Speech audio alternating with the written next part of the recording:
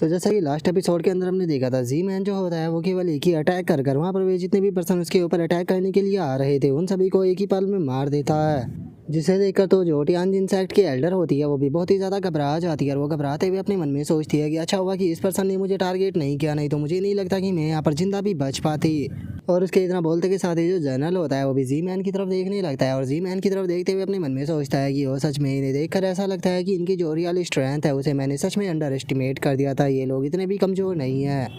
और उसके इतना सोचते के साथ ही जी मैन जो होता है वो उस बोने से पर्सन से बोलता है कि ठीक है, यहाँ पर जो मच्छर बेफालतू के अनोइंग कर रहे थे वे सभी के सभी तो ख़त्म हो चुके हैं, तो अब बारी तुम्हारी है, क्योंकि मैं देखना चाहूँगा कि आखिर मुझे तुम्हारे साथ में किस प्रकार डील करनी है। और जी मैन की इस बात को सुनने के बाद में हम देखते हैं कि वो बोना सा पर्सन जो होता है उसे बिल्कुल भी अच्छा नहीं लगता और उसे जी मैन के ऊपर बहुत ही ज़्यादा गुस्सा आने लगता है। और उसके बाद में हम देखते हैं कि जिन लोगों को जी मैन ने वहाँ पर मारा था उन लोगों के ऊपर की जो एनर्जी होती है वो भी धीरे धीरे कर वहाँ से गायब होने लगती है। लेकिन तभी अचानक से वो बोना सा पर्सन जो होता है उसने जो फिशिंग रोड पकड़ी होती है उसे जोर जोर से घुमाना शुरू कर देता है और बोलता है कि आज का तुम्हारा क्राइम बहुत ज़्यादा बड़ा है और इतना बड़ा क्राइम जो है उसे बिल्कुल भी जो है वो माफ़ नहीं किया जा सकता है, तुम्हें इस क्राइम को जो है वो यहाँ पर अपनी लाइफ देकर यहाँ पर पे करना पड़ेगा। और उसके इतना बोलते के साथ ही हम देखते हैं कि उसकी फिशिंग रोड जो होती है वो आसमान में एक टोर्नेडो जैसी चीज़ को बनाने लगती है। और उसके इतना बोलते के साथ ही अब हम देखते हैं कि जो उसकी फिशिंग रोड का हुक होता है वहाँ पर जो टोर्नेडो बना होता है उसके अंदर चला जाता है। जिसे देखने के बाद में वहाँ पर खड़ा हुआ एक सेक्ट मास्टर जो होता है वो हंसते हुए बोलता है कि सेक्ट मास्टर टियान जो है वो अब फाइनली यहाँ पर अपनी जो अल्टीमेट स्किल है उसका इस्तेमाल करने वाले हैं, जिस अल्टीमेट स्किल को उन्होंने बहुत ही लंबे टाइम से छुपा कर रखा था। जो सुनते के साथ ही जो दूसरे वाला सेक्ट मास्टर होता है वो बोलता है कि ठीक है, अगर सेक्ट मास्टर टियान जो है वो इस पावर का इस्तेमाल कर रहे हैं तो फिर मुझे नहीं लगता कि हम लोगों को यहाँ पर कुछ भी करने की ज़रूरत है। और उसके इतना बोलते कि शादी हम देखते हैं कि उस हुक पर एक वेल जो होती है वो लटक कर आ जाती है और हम देखते हैं कि उस वेल का साइज जो होता है वो ज़्यादा बड़ा नहीं होता और जो वो बोना सा पर्सन होता है वो उस वेल को अपने हाथ के अंदर पकड़ लेता है, जिसे देखने के बाद में वहाँ पर खड़े हुए बाकी के जो उनके साथी होते हैं वो बहुत ही अजीब सा रिएक्शन देने लगते हैं। और वहीं हम उस बोने पर्सन को देखते हैं जो कि वहाँ पर 9 स्किल्स चिल्लाते हुए जो वो वेल होती है उसे सीधे जो जी मैन होता है उसकी तरफ शूट कर देता है।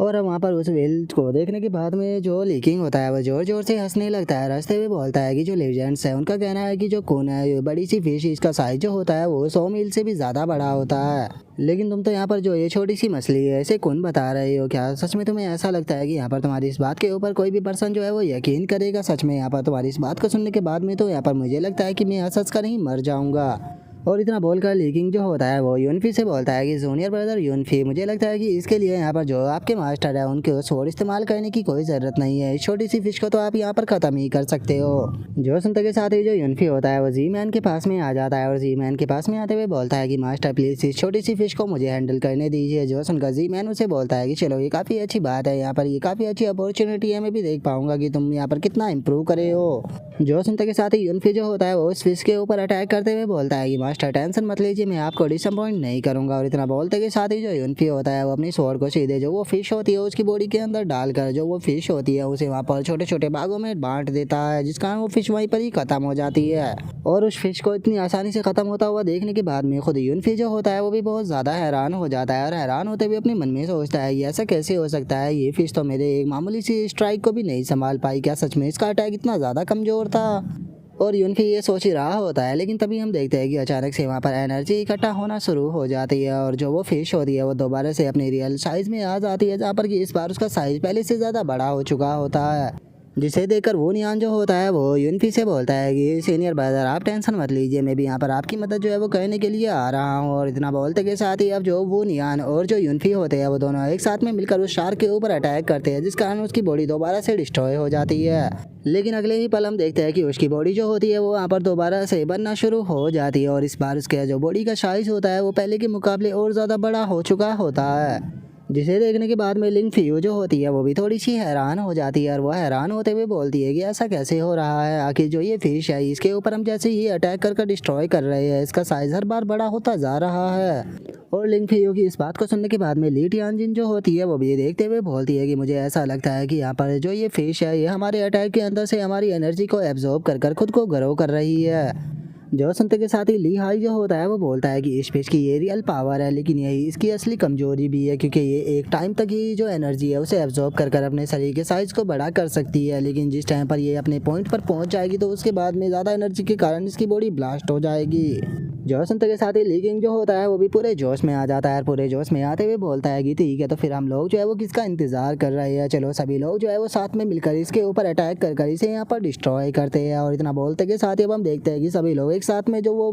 फिश होती है उसके ऊपर अटैक को करने लगते हैं, जहाँ पर कि अटैकों के कारण हम देखते हैं कि वो फिश जो होती है वो बार बार डिस्ट्रॉय हो रही होती है, लेकिन बार बार ही वो अपने जो रियल साइज होता है उसके अंदर भी आ रही होती है, और वहीं वो जो बोना सा पर्सन होता है वो भी अपनी पावर का इस्तेमाल कर रहा होता है। और हम देखते हैं कि जो वो फिश होती है उसका साइज अब काफ़ी ज़्यादा बड़ा हो चुका होता है, और वो सीधे जो लीकिंग होता है उसके ऊपर अटैक को कर देती है, जिसे देखते के साथ ही जो वो बोना सा पर्सन होता है वो दोबारा से उस फिश को ऑर्डर देता है, और उसके ऑर्डर को पाते के साथ ही वो फिश जो होती है वो अब लीकिंग जो होता है उसे खाने के लिए सीधे उसकी तरफ बढ़ने लगती है, जहाँ पर कि अभी भी लीकिंग जो होता है वो हवा में ही झूल रहा होता है। और इससे पहले कि वो फिश जो है वो आकर लीकिंग को खा लेती, हम देखते हैं कि जो जुआन शाह होता है वो वहाँ पर आ जाता है, और अपने अटैक को करते के साथ ही जो वो फिश होती है उसे डिस्ट्रॉय कर देता है। लेकिन उस फिश के डिस्ट्रॉय होते के साथ ही हम देखते हैं कि दोबारा से उसकी एनर्जी जो होती है वो इकट्ठा होने लगती है, और इस बार हम देखते हैं कि उसके शरीर का साइज जो होता है वो बहुत ज़्यादा बड़ा हो चुका होता है।